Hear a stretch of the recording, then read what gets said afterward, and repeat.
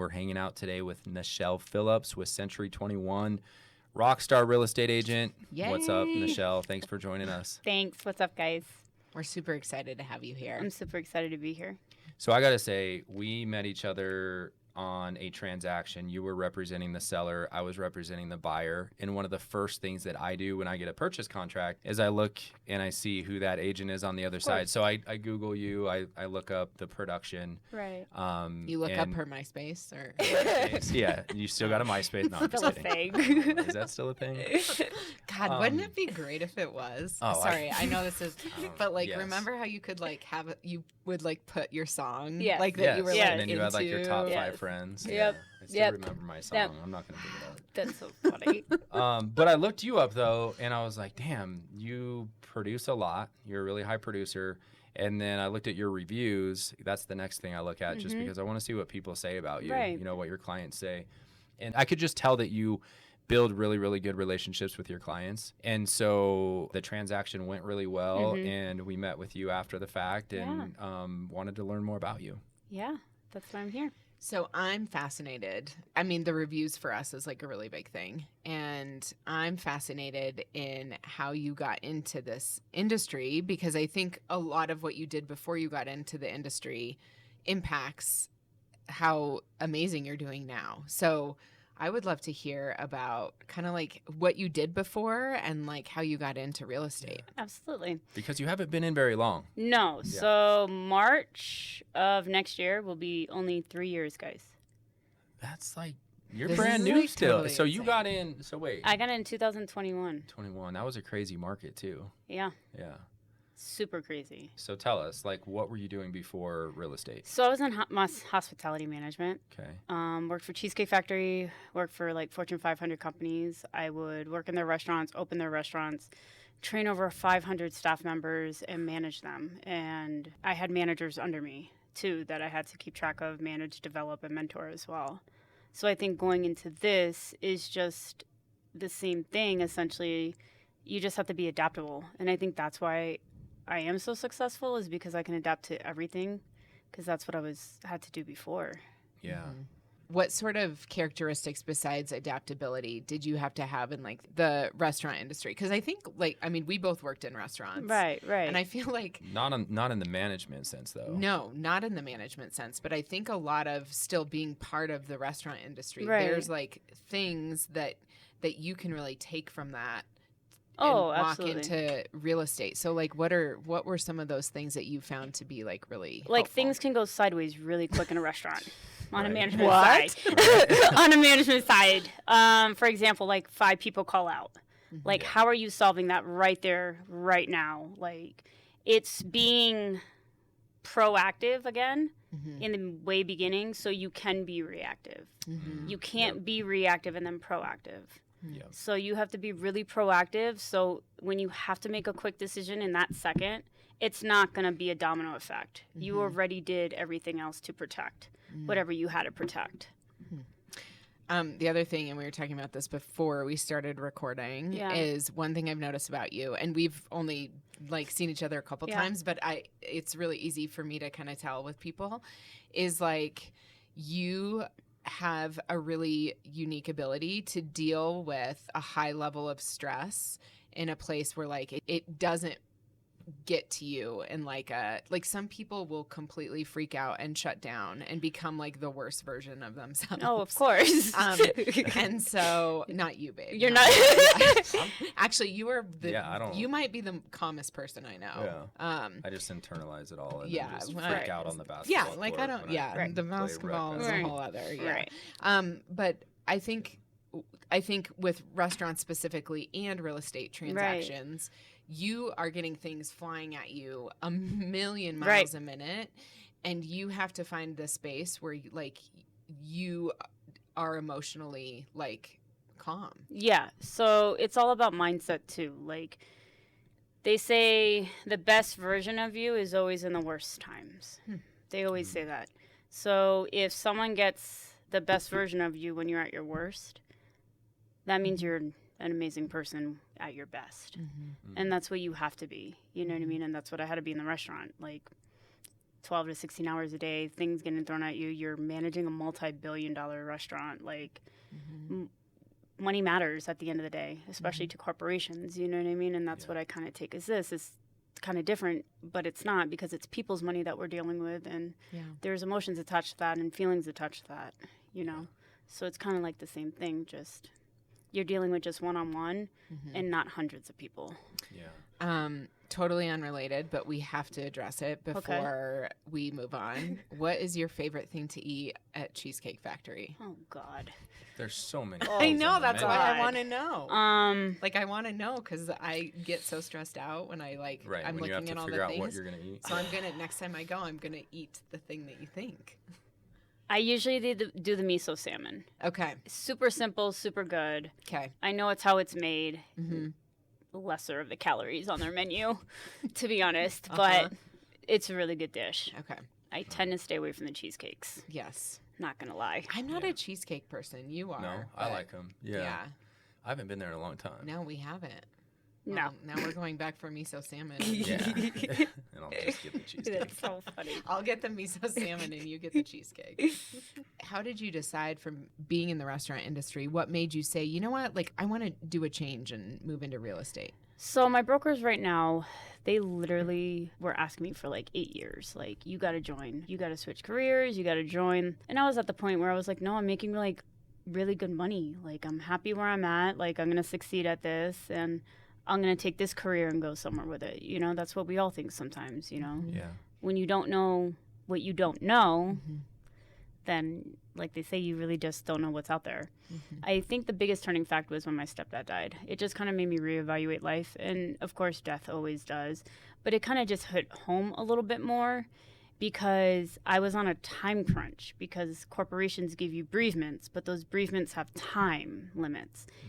So I felt helping my sister with whatever I had a flight to Florida with and help my sister there with everything, I felt like I was rushed and it just didn't feel natural being there, if that makes sense. Yeah. Because I was like, I have to go back to work. I have to go back to work. You know what I mean? I'm on a time crunch, you know what I mean?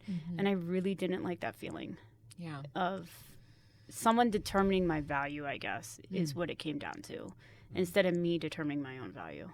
That makes sense. I want to talk about your stepdad a little bit, if that's okay. Yeah. And your experience with that. So one of the things that you and I talked about when we met is that my dad passed away 15 years ago. Yes. And one of the things that I so clearly remember is after he passed is my complete awareness of time and life. Life is very short. And so I remember, like, after it happened, just having like such an acute awareness of I have one life to live. Right. There's a lot of shit that like I just don't care about anymore because it means nothing to me. Exactly. Did you experience that? I did. So Or slash are experiencing yes, that? Yeah. I am. 12 to 18 hours a day, like, that was my norm. That was me and my husband's norm because he was a chef. Like, we didn't know anything else. That's what we thought was normal. And getting into real estate and you take a step back, that's not normal, coming home at 2 o'clock in the morning, 4 o'clock in the morning, and do it all over again. You know what I mean? That's not normal, but we thought it was. So when my stepdad passed away, it kind of just made me take a step back and just kind of value things more and want more, I guess. Want more for myself, want more for my family, because just like you said, like, we only have one lifetime on this earth. That's all we get. So. And I feel like a lot of times we all just like walk around and like forget that. Yeah. You know? Like we and I even catch myself doing it sometimes. I still forget sometimes today when you get in the hustle and the bustle. Yeah. And you're like, oh my God, it's already 9 o'clock at night. Like, where did the time go? Totally. But I think, like, you know, some of the hardest things that we can go through are the things that provide us with like the most important lessons if we like really like lean into that, you know. And losing someone or going through like a death of someone that you like deeply care about is awful and horrible, and I wouldn't wish that on anybody, but like we're all going to go through it. And I think that, you know, those lessons that we learn from that experience can really change the way we live and should, in my opinion, change the way we live. Oh, absolutely. But what people don't realize is you have to allow the change. Yeah. And some people don't want to accept it. Some people don't want to change their mindset. And honestly, some people are scared, and that's all normal. You know what I mean? Mm-hmm. Mm-hmm. So yeah, no, I get it. Did you find yourself like learning any more lessons after he passed, or in this process outside of just like understanding the importance of life and living? yes, I did, but I still lose it from day to day. Yeah. You know what I mean? So taking a step back every once in a while is always nice. Yeah. I think a reset button, Mm-hmm. whether it's 5 minutes, 15 minutes, just stepping away Mm-hmm. is always good. Mm-hmm. Yeah, we just did a podcast on we climbed a 14er a month ago. That's awesome. And did that, but that was kind of the same thing. Like you get so just focused in on your day to day and the emails and the phone calls and the transactions and the clients that one of the lessons that we learned from that hike was like you have to find things in your life that you can do to give yourself that perspective, Right. and like pull yourself out of it, Right. you know. And that was nice because Yeah. even if like for me it's tough to get a lot out of like maybe it's just even like a 10-minute, you know, meditation. Like I'll Right. try and do that, but then I'm like, once I start sitting there, I start thinking about all the things that I need to do, and Right. you know, probably a lot of our Yes. listeners are like that as well. Yeah. But yeah, I do think that like you mentioned, embracing that change when it comes up is something that a lot of people miss, and that's awesome that you took advantage of it, and you know, you saw that change coming and you jumped into a new career, because that's not easy to do. And it sounds like you were successful. I mean, I know you were working a lot of hours, but like it sounds like you were high up Yes. on the chain at Yes. you know, in the corporate Yeah. world. Yeah. Yes. So that's a big jump. It is. So what I'm curious about then is when you made that jump, how long did it take you to realize, okay, I'm going to be able to make it in this industry? 2 months. Yeah. Mm-hmm. That's pretty quick. Mm-hmm. What was your first transaction like? Do you remember it? I do. It was 2 girls. They were buying their first place together, and I found them a townhouse in Castle Rock. How did it feel to like close on your first deal? It was amazing. It's a good Yeah. feeling, but it was more helping people. Like you help people, Yeah. and you guide them and you advise them, and they listen to you. Yeah. With a huge part of their life too. Like that's one of Right. the things I Yeah. like about being just Right. in the real estate world, is it was such a huge goal for me in my life to purchase a home. Right. You know, that just owning like land and Right, us living in too. a house. Yeah, To where like absolutely. you don't have to feel like you're renting, you know, paying your Right. landlord's rent, and you can't do anything that you want to do to the house. So that's an awesome feeling when Yeah. you close that first deal. But then, I mean, were there stumbling blocks? I mean, I'm sure there were, but like A little bit, you Yeah. know, but it's about building relationships, and that's what I kind of tell people. Like, the money will come. Everyone's so Yeah. focused when they get their real estate license, and just new to the industry is like, I need my first deal, I need that check, I need the money. You know what I mean? And you kind of can't have that mindset, because then you're in this for the wrong reasons, essentially.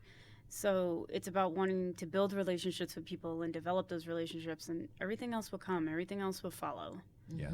Humans are hardwired for like Yes. connection Yes. and relationships. And so if you walk into that, whatever job you have, it doesn't matter if it's real estate or working in a restaurant, like Right. with a servant mindset of like helping people, Yeah. it really is so much easier when that's your mindset and your perspective. It is. A lot of times when salespeople try to figure out how they can improve, they get into these like nuanced details, and I'm like, man, if you could just like step back and like really understand that like the largest power you have is in like the friendships and connections that Yes. you have with people, that like Right.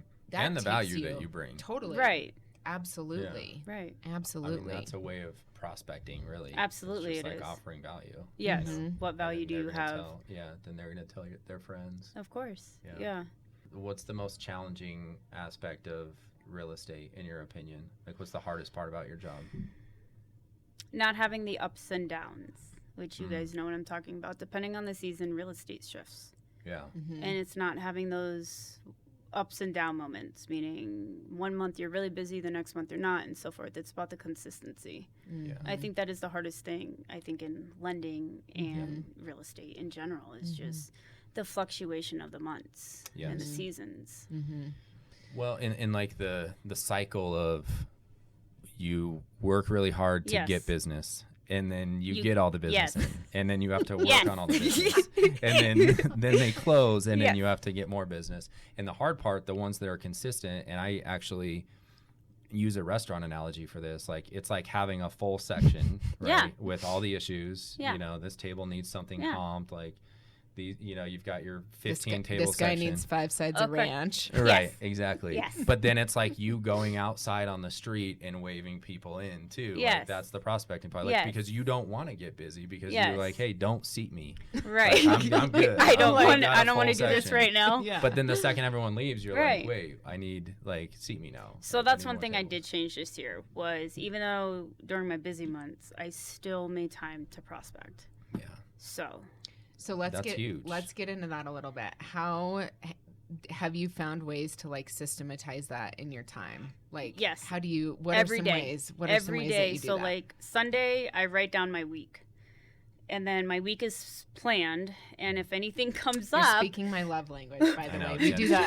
just I'm like, tell Plan me your more. week. if more about I anything love the calendar. throws up unexpectedly, which takes precedence over anything, Mm-hmm. whether it's a current deal I'm working or under contract or an upset client, that takes precedence over anything that I have to do right now. So then I just continue my day after that, and whatever I don't get finished that day, I just move it on to the top of my list the next day. So that gets done, and then I just keep doing that.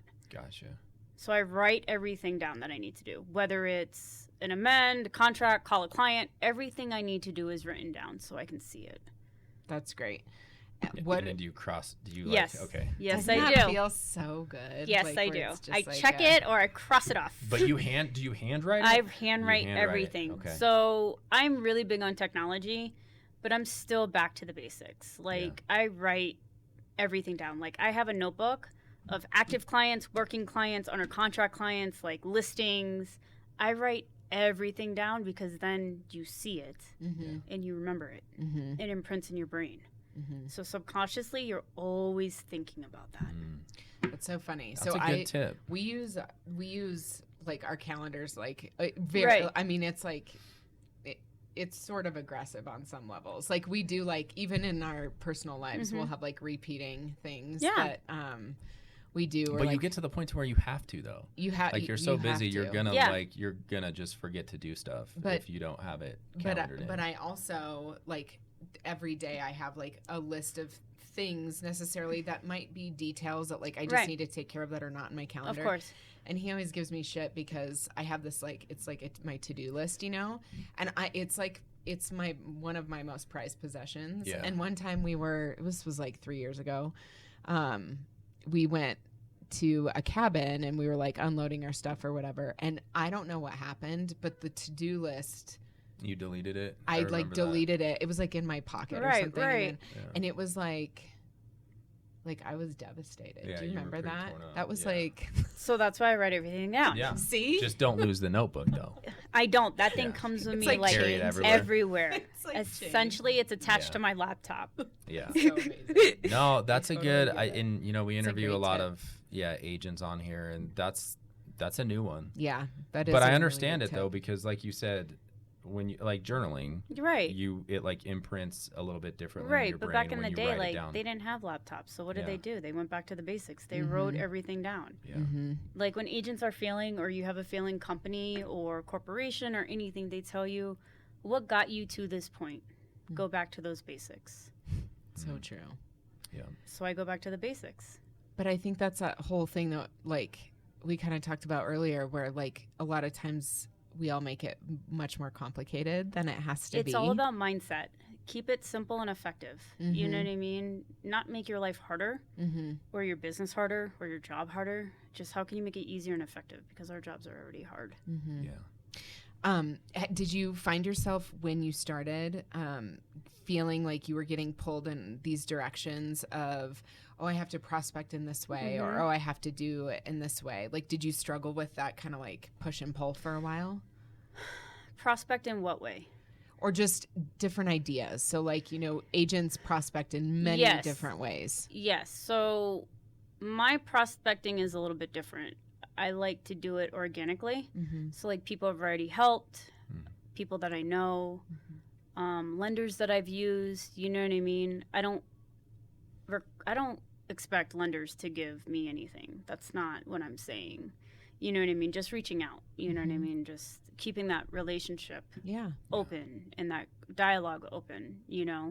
I also get leads from different avenues, and I build relationships on those, which is huge, because those are people I don't know. They don't even know me, but it's the value, like you said before, that they find in me. Yeah. I think just that mindset of like, I am going to help these people in whatever way I possibly can without the expectation of receiving something back right away. Right. But I think like people can feel that. Right. And if you, and just for salespeople in general, prospecting can be uncomfortable, even a little scary. Highly uncomfortable. Depending, but like one of the hacks on that though, but a hack on that is like if you in your mind you're thinking like all I'm doing is I'm helping, and I'm offering value and whatever I can possibly do to help you, whether it's now or 5 years from now. I feel like it takes away that stress of like I'm really not prospecting. I'm really just trying to like help. people hate cold calling. Like you guys probably do it. Yeah. You know what I mean? Past clients that you haven't talked to in a while, refinance, whatever the case may be, but if you have the mindset like, oh, they're looking at this and they want this, you just go into the conversation like that. Like, what can I do? Yeah, like, totally. Let me know, what can I do? Like, how can I help? You know, it's just, it is all about mindset. This whole industry and what we do is all about mindset. Yep. One thing I was going to ask you is because I know that, you work a ton. I do. And so there's a little bit of self-care that has to go along with that so that you are able to work at high levels. Right. So talk to me about like, what are those things for you that are like non-negotiable around, and it could be anything like working out or so, like, what does that look like for you? So like in the restaurant business, you don't have time to yourself. You don't have time to recoup. You don't have time, you know what I mean? To have those 5 minutes. And if you do, you're either eating while standing. I mean, I was smoking a cigarette. There's that. I don't know. Or you're like on your phone or something, or calling your husband for 5 minutes. Hey, I'm slammed. I can't talk. You know what I mean? Yeah. But so I kind of correlate that with this. Like, there is no time, but the time that I do make is just I go to the gym. I go to the gym every day. I try to make that a priority. But if my schedule doesn't allow it, then it doesn't allow it. You know what I mean? And that takes precedence. Yeah. So that's like for you, like and I think that's important too, because you can throw so many things in there. Right. And we've even talked about it because as our kids have gotten older, we've had to do less of those things that we are used to doing around like taking care of ourselves. Right. Yeah. Like sometimes, like we were talking about my hair. Sometimes the hair doesn't get washed for a few days.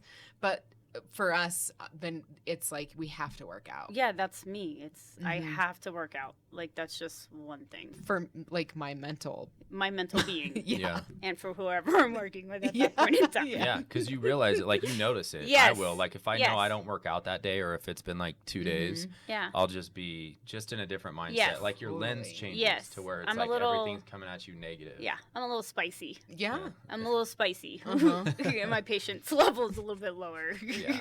Spicy Nichelle's coming out on the road today. That's funny. Yeah, no, it true. does make a difference. It does. And you have to prioritize it because it's Absolutely. like one of those things that you can always like I'll do it later, Right. or and so we first thing in the morning is like because if we don't do it in the morning, it ain't happening. No, it's not. Some disaster is Yes, going it's coming. It's coming. Just It's when. coming. Yes.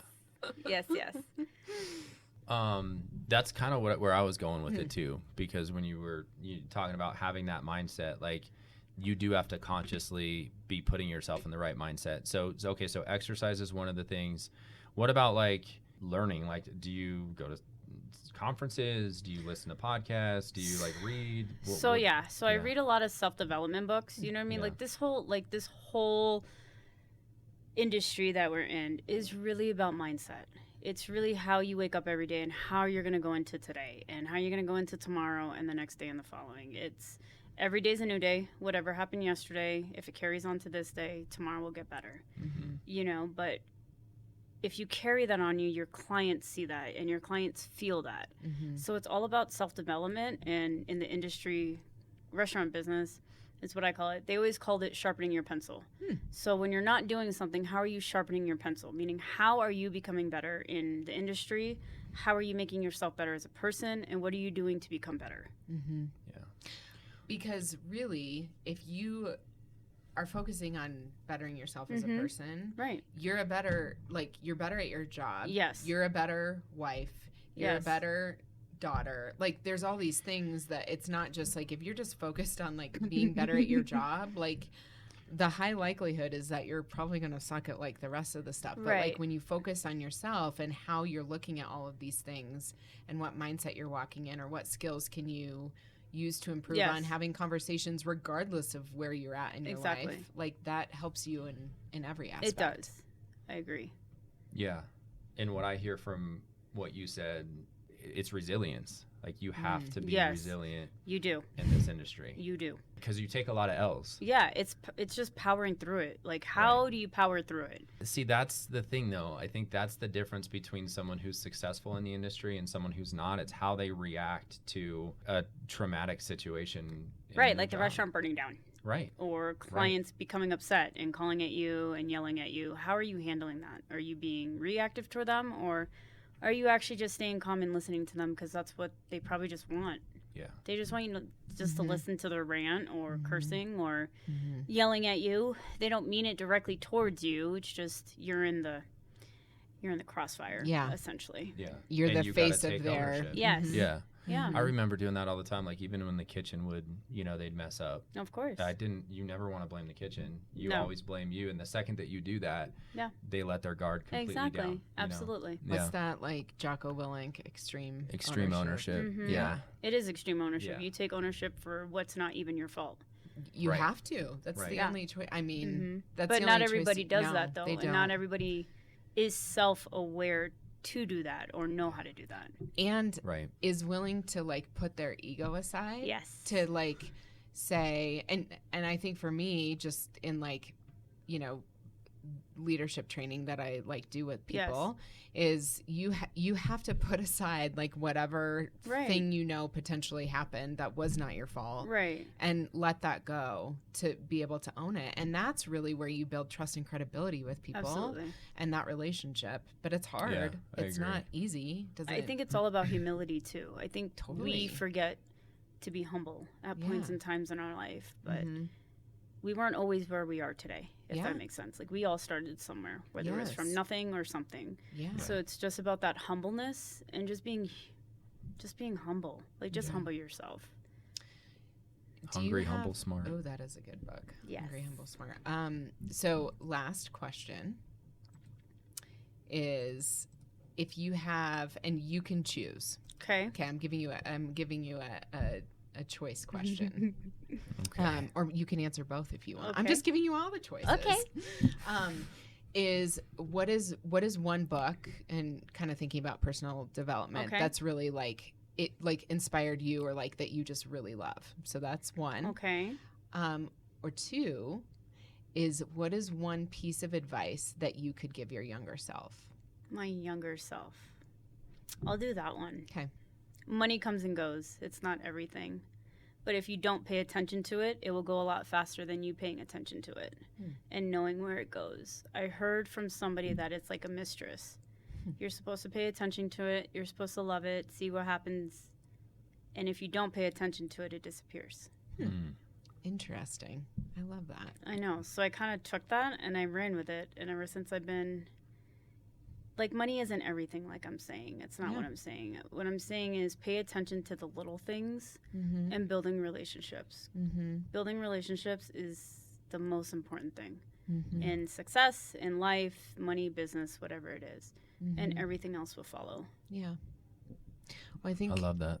you mentioning money provides But money itself, if you don't pay attention to it, it does is- go away. It Yes. does I go mean, like, away, you- and Yeah. it provides, I think, when you're thinking about like connections and relationship and experiences, like money provides a tool or is a tool to be able to have connections and relationships and experiences with people. It adds a sense of stability. Yep. It adds a sense of security, and it adds a sense of confidence. Mm-hmm. Yeah. But confidence is really different than cockiness. Yeah. 100%. 100%. That's the fine line. Yeah. Is if you're cocky with it or if it just makes you confident and a better person. Yeah. Where can people find you? Do they just type your name in Google and I so website deeply will want come to say up? MySpace right now. Yeah, right. I'm on Instagram, TikTok, Facebook at Nichelle Phillips. So Are you doing dance videos on TikTok? No, I am Okay. not. All right. Well, I just That would kind of be like my little sister, but Okay. Yeah. my daughter gets me wrangled into No. those, and so teaches me those. No. So. We'll post I was one of gonna be those really- in but the my sister just got her show real notes. estate license, so Oh yeah, that's so Oh, that's right. she'll be exciting. posting. Yeah, That's so. awesome. Okay, well you'll have to text me when she has them so I can watch. Or maybe I could do one with her. That would be even better. She's so cute. I'll so. jump in there too if you No, guys need. no, you don't need immediately anybody? no. Okay. I've seen All you dance. It's right. it's That's devastating. funny. You guys are funny. I'll do it. No, please no. Well, thank you for being on. Well, thank you for having me, Yes. guys. Thank you, Nichelle. You're welcome.